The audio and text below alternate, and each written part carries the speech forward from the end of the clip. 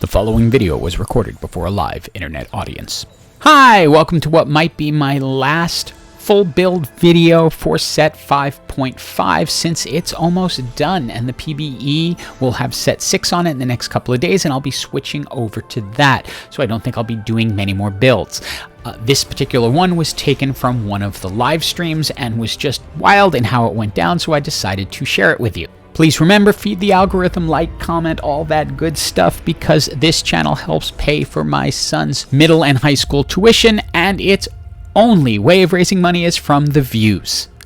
So as I was rolling to figure out my comp, my friend at Riot went, "Hey, have you thought about Kha'Zix lately? Because, here he is."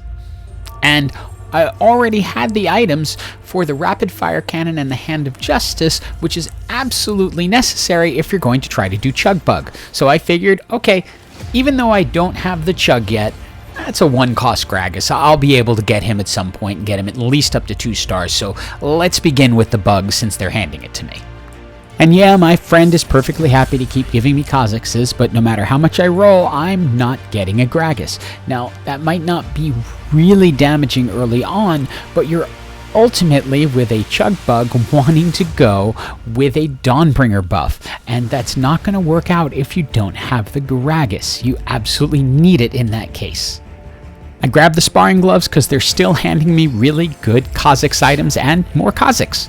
And despite now being 1 Kha'Zix away from gold, I still haven't gotten a single Gragas. So I'm thinking, okay, I'm gonna have to probably use Knights as my front line instead of Dawnbringers as a frontline combat damage, and then just start heading to the 4 Assassins.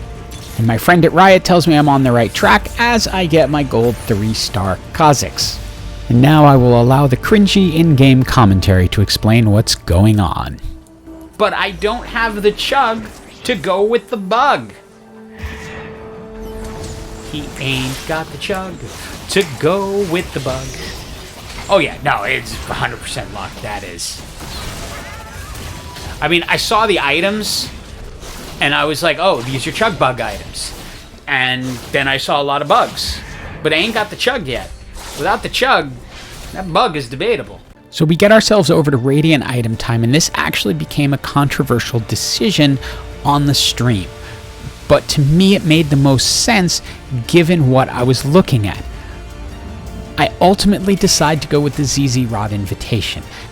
Now, what I explained is that at this point, given the lack of Gragases that I'd seen, I figure I'm definitely going that 4 Knights, 4 Assassin, which means I want everything to hold into the front line as long as possible, and that additional taunt is going to take and hold things in place, while Kha'Zix can help clean them up.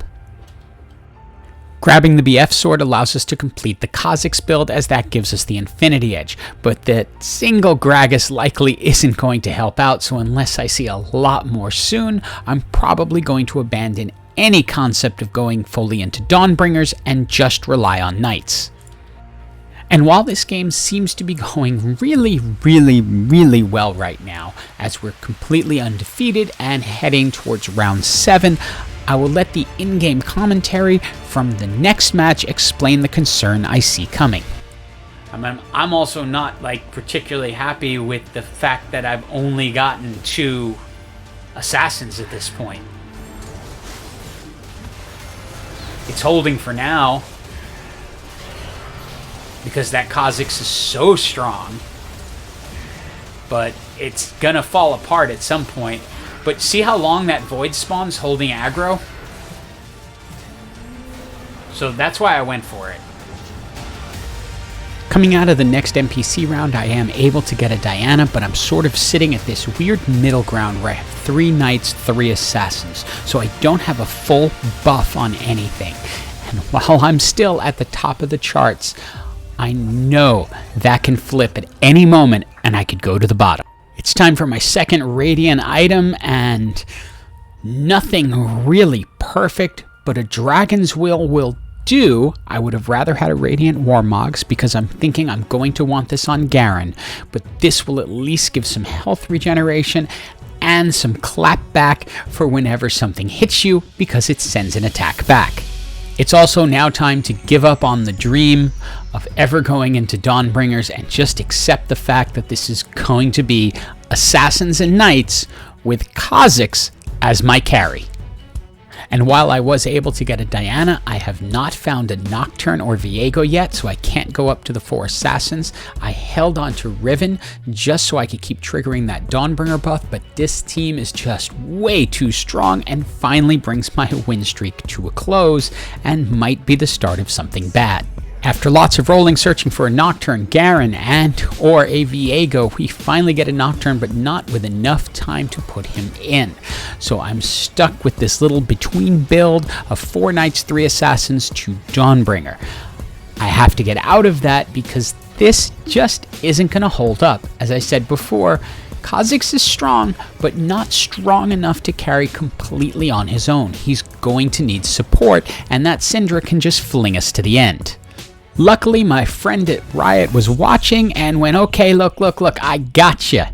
Here's a Garen, here's a Toma Traits, here's a Knight Emblem. So you can now go all the way up to 6 Knights and ultimately to 4 Assassins. Let's go. Now this is one of those strange, unique rounds where win, lose actually doesn't matter. I'm guaranteed top 4 because there are enough people below 6 health. And on top of it, if I lose, I just go to 3. If not, I'm at 9. So it gives me a little extra wiggle room if I win. But it doesn't matter. I'm going to have to run the table pretty much no matter what to win overall. And into the top 4 we go, and it's now time to switch some things up. The Leona items are going to be going over onto Garen, and then we're going to try to find the best combination of Assassins on the bottom so that we can actually win, but we're going to be keeping Kha'Zix as our main carry. So we roll to see whatever we can find. By the time we finish rolling, we have a 2-star Garen, a 2-star Nocturne, and the Nocturne has the Zeke's Herald, so he can speed up Kha'Zix's attacks, which will make him more powerful. Again, as I said, I have to run the table, but I'm pretty confident with this build that Garen is simply not taking damage, and the little damage he does take heals back pretty quickly. So while Kha'Zix is able to chew things up from the outside, Garen is able to just hold on, take the damage, and ultimately ult his way out of problems. Justice! With 6 Knights, I'm blocking a lot of damage, so even though Assassins are generally kind of squishy, they're not that squishy now with the 6 Knights. That allows Kha'Zix to hang on and do a ton of damage. Also, Garen, with those items, is incredibly strong and able to hold things in place. And this time, I'll just let him say it.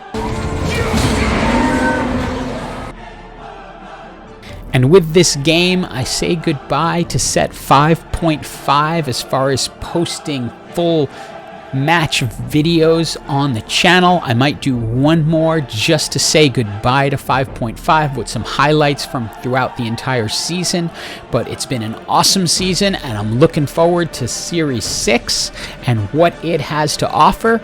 Hope you enjoyed the video and have an absolutely awesome day.